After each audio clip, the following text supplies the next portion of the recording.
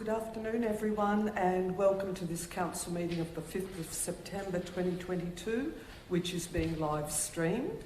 I'm Lydia Wilson, Chair of Council, and I'd also like to formally introduce my panel colleagues. Firstly, Ms Peter Duncan. Good evening everyone. And Mr Chris Eddy. Good afternoon. And I'd also like to introduce our Chief Executive Officer, Mr Craig Lloyd, and ask him to also introduce the council officers in attendance today. Thank you, Chair, and good evening, everyone. So I'd like to introduce our Director of Community Wellbeing, Ms Kate McCackey, the Director of Planning and Development, Mr Justin O'Mara, Director of Customer and Corporate Services, Ms Sarah Renner, Director of Infrastructure and Environment, Ms Debbie Wood, Executive Manager Governance and Strategy, Frank Joyce, and Executive Manager Public Affairs, Janine Morgan. Almighty God, we ask for your blessing upon this council to make informed and good decisions to benefit the people of the city of Whittlesea. Our Father who art in heaven, hallowed be thy name. Thy kingdom come, thy will be done in earth as it is in heaven. Give us this day our daily bread, and forgive us our trespasses as we forgive them that trespass against us. And lead us not into temptation, but deliver us from evil. For thine is the kingdom, the power and the glory, for ever and ever. Amen. Thank you, Chair. Thank you, Mr Lloyd. On behalf of the City of Whittlesea, I recognise the rich Aboriginal heritage of this country and acknowledge the Wurundjeri Willem clan as the traditional owners of this place, and I also pay my personal respects to elders past, present and emerging. I note that all administrators are present today. Administrators, if you have a conflict of interest in any item on the notice paper, you may verbally disclose the type and nature of the interest now, but you must make a declaration immediately before consideration of the matter in question. Are there any items for which you have a conflict of interest to declare? No, Chair. No, Chair. I also have no conflict of interest to declare. Administrators will now be working through the agenda, and it is perhaps important to note that this is an additional council meeting, and really the purpose of the meeting this afternoon is to formally endorse a very important major strategy, the sustainability strategy, which is to go out on community consultation. So that really is the purpose of the council meeting this afternoon. And if we could now turn to item 3.4.1, which is the draft Sustainable Environment Strategy Suite. And if I could invite our Director of Infrastructure and Environment, Ms Debbie Wood, to introduce this item. Thank you, Ms Wood. Thank you, Chair. I'm very excited today to be able to present to you the the Sustainable Environment Strategy, which we want, as you just stated, to go out to community consultation with. It's actually a suite of strategies which includes the climate change plan as well as our 2-year action plan for the Sustainable Environment Action Plan. But I do have here our Manager of Sustainable Environment, Ms Amanda Dodd, who I'll just hand to just to run through the report a little bit for you. Thanks, Chair. Thank you, Ms Wood. Over to you, Ms Dodd. Thank you. On behalf of my team and the team at City of Whittlesea, I'm extremely pleased to be able to present to you the Sustainable Environment Strategy Suite developed under our City of Whittlesea Integrated Planning Framework. The report includes 3 documents that we're seeking to put out for public consultation. So these are the draft Sustainable Environment Strategy, the draft 2-year Sustainable Environment Action Plan, and our draft Climate Change Plan. The Sustainable Environment Strategy has built upon and synthesised council-endorsed positions from our existing plans, including the Rethinking Waste Plan, the Greening Whittlesea City Forest Strategy, Whittlesea Water for All, our water strategy, and the Biodiversity Strategy, and also incorporates the draft work from our draft Green Wedge Management Plan and the emerging work in the Climate Change Plan in the document. Previously committed actions and emerging actions from those plans have been synthesised down into the 2-year Sustainable Environment Action Plan for 2022-24. The Climate Change Plan is a subordinate plan to both the Sustainable Environment Strategy and the Action Plan, and will help guide Council's work and partnership with the community to transition our city towards a net zero emissions and climate resilient future. Thank you, and please take the recommendations as per the report. Thank you, Ms Dodd. Administrators, do you have any questions in relation to this item? No, Chair. No.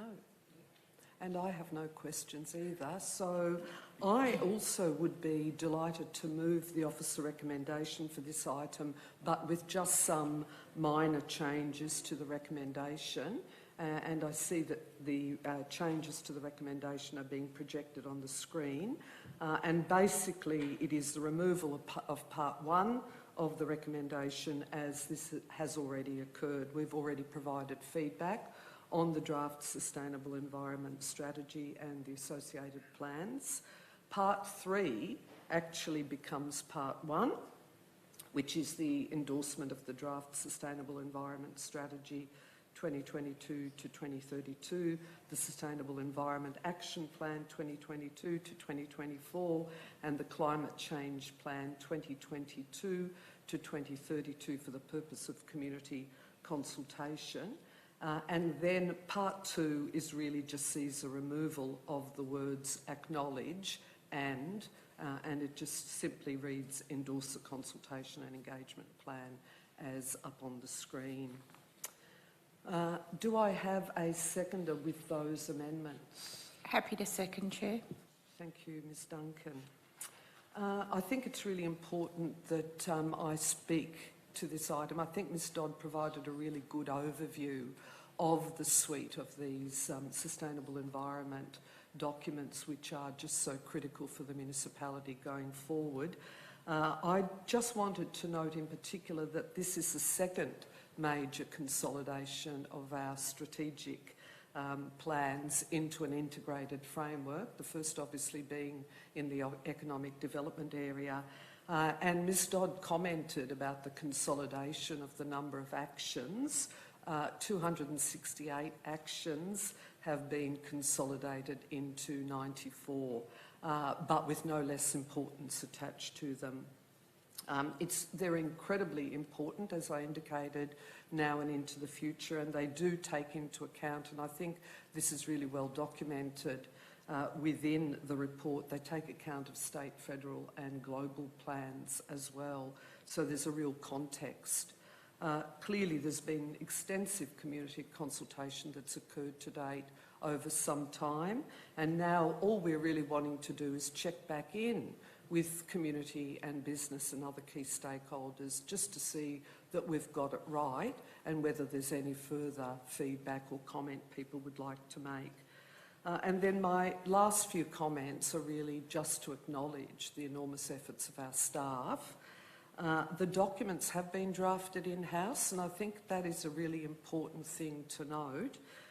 They're plain English. I think they're beautifully worded to simplify what are really quite complex and often technical terms, but in a way that they're really easy to understand and to navigate. And I think there's some really wonderful imagery and photography within all of the documents. They're all really succinct. They're no more than 25 pages, so they're 25 pages or less, which is no mean feat. And I think that all of them are really easy to understand. They all interrelate with one another, and I think they clearly build on the wonderful community consultation that has occurred to date. And so I also acknowledge the contribution of many residents, many businesses and key stakeholders, and I'll be very interested to hear the result of the community consultation. And we've indicated that as administrators we'd be very happy to participate and to listen to some of the further feedback and hopefully to be part of a launch once we formally adopt the documents into the future. So thank you again for the work that's been undertaken in relation to this suite of documents. Ms Duncan, as the seconder of the motion, would you like to speak as well? Thank you, Chair. Just a few words. You've summed that up perfectly. I too congratulate the officers on this, the 3 reports. It's absolutely excellent work. And what I particularly like is the fact that we are trying to do this in consultation and in partnership with the community. So I'm really hoping we get a lot of good feedback to help settle these documents. And I note that the consultation is open until the 4th of October. So I just encourage all of our residents to have a look at which document, maybe all of them are your bent, if not, whichever one you're passionate about, and provide feedback. But well done to everybody. Thank you, Ms Duncan. And I'll also invite Mr Eddy to make any comments he might like to. Thank you, Ms Wilson. Just to support what you and Administrator Duncan have already said, this is one of the most significant pieces of strategic work I think that we'll see in our time here outside of the council plan and the budget, etc.